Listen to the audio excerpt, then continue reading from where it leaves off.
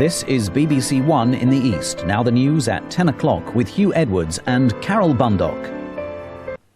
The man who runs the NHS in England is to leave his post. Sir Nigel Crisp admits that not everything has gone well in recent years. Over a quarter of English trusts are in deficit. Conservatives say it's a crisis situation. We'll be assessing how it's happened despite billions of extra spending. Also tonight, new pictures from Iraq of the British hostage Norman Kember raise hopes among friends. It's good that they're still not shackled, they're not wearing any uniform, they're wearing their own clothes. So I would take all that as a very positive sign that they're being well cared for. A woman loses her fight to use her frozen embryos as her former partner withholds his consent. And the goal which put Chelsea out of the Champions League tonight. Here in the East, will Europe lift the ban on the export of veal calves 10 years after it first came into place?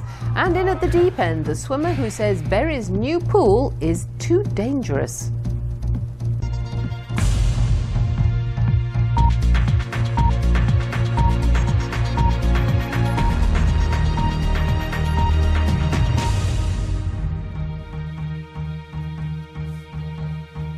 Good evening. The man in charge of the NHS in England, Sir Nigel Crisp, is to retire early. Ministers deny that he's been forced to leave because of the financial problems affecting the service. Sir Nigel, who's to take a seat in the House of Lords, acknowledged that not everything had gone well over the past few years. First tonight, our political editor Nick Robinson has this report.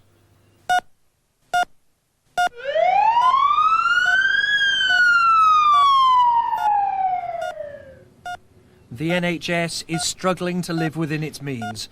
Even though it's been drip-fed huge sums of money, hospitals have run out, operations are being delayed, beds closed and jobs lost, which might just explain why the man Tony Blair appointed to run the NHS 6 years ago, today, took early retirement. He also took up the offer to become Lord Crisp and publicly accepted his share of the blame. The farewell letter from the NHS's chief executive admits that not everything has gone well. I'm particularly saddened by the difficulties we've had over the last few months and the financial problems we're grappling with. Problems graphically highlighted today by the Royal Cornwall Hospital's announcement of 300 job losses and the closure of theatres and wards. Its deficit over £8 million, one part of a national problem. There are several hundred millions of pounds of deficits and a lack of financial control. I fear that Sir Nigel will be made the scapegoat, be the fall guy for this, but ministers are responsible for the conduct of policy in the NHS. So how sick is the NHS? An odd question to ask when Labour boasts that it's doubled NHS spending and will treble it by 2008.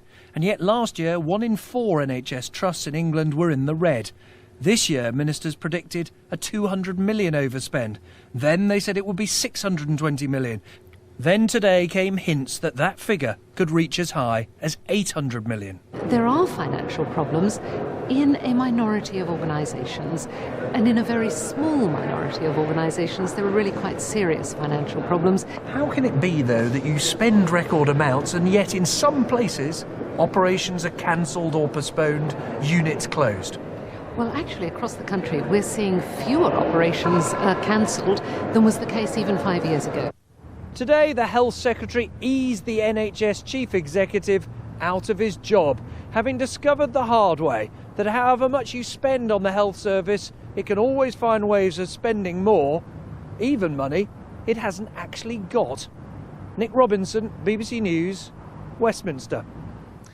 As Nick was saying, the NHS has received billions of pounds in extra spending in recent years. But experts say that lots of that money has been spent on salaries. Our economics editor Evan Davis reports on why so many English trusts are in deficit and what might be done to improve things. There's one big question. Why is the NHS facing a financial crunch in its 6th consecutive year of huge budget rises? In the last 5 years, spending on the NHS has gone up 48% over inflation. Yet as we get to the end of the financial year, some institutions within the NHS are so short of cash, they're delaying payments to suppliers. A few have negotiated late payment of income tax or national insurance. Teams of accountants have been sent in to see what's going on and turn things round. So what did they find could be done? We spoke to their leader. It's certainly not a quick fix, and there isn't one golden bullet that's going to answer that. If you want more detail, they do raise some long-term questions. You hear it from politicians and experts alike. The